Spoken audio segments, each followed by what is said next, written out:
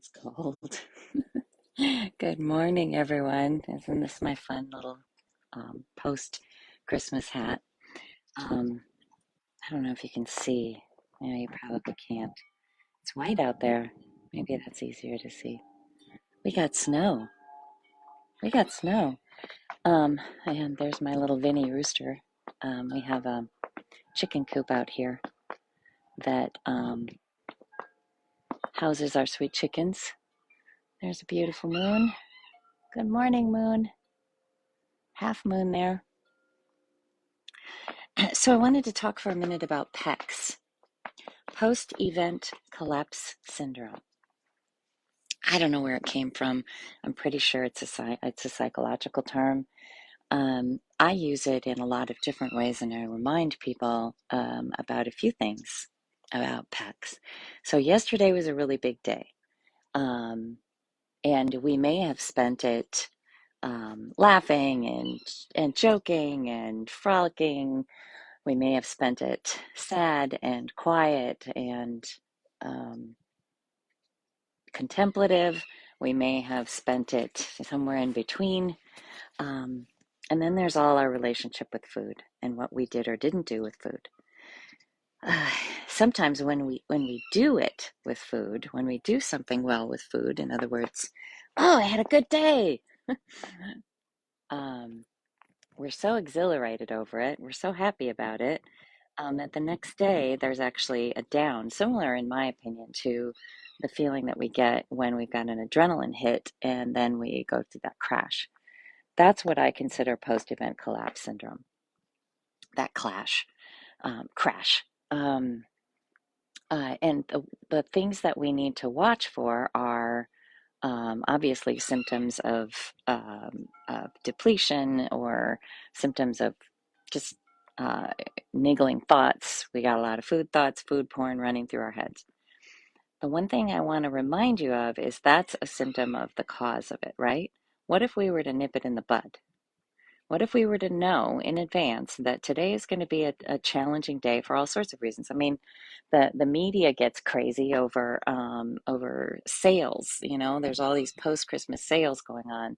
There's still the huge clamor of buy this, buy this, buy this. Food crazy on every aisle. Um, oh, it's cold out here. So think about doing something this morning early that brings you joy. This makes me smile.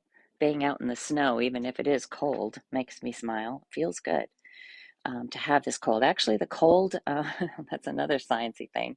Abrupt cold followed by warmth is really, really helpful to our nervous system, our lymph nodes, um, our metabolism. So, just a thought. You don't necessarily need to roll around in the snow, but that's not necessarily a bad idea either. When my mom was pregnant with me, she used to go into saunas. I know that's not good, but she would then go outside and jump in the snow. I was born in Minnesota, and that was something that is pretty common to go to that from those extremes. I'm digressing. Let's talk about front-loading joy. Do something really fun this morning that makes you smile, raises your vibrational energy. One of the things that we hear a lot about is willpower depletion and how to replenish it. There's gratitude, there's in service to others, there's sleep, there's, I don't know, there's five things. The thing is, there's way more. Think about every time that you release a happy hormone. You're raising your vibrational energy. So do a 20-second hug with someone. um, do a little bit of walking. Not non-exercise activity thermogenesis is something that we do if we can move every hour for just a minute or two. We're actually helping our metabolism more. Now, raising your vibrational energy doesn't necessarily mean you're giddy and happy. It just means that you are passionate about something or excited about something or doing something that you love. So I take music and dance. I have playlists. I don't know what's coming up next.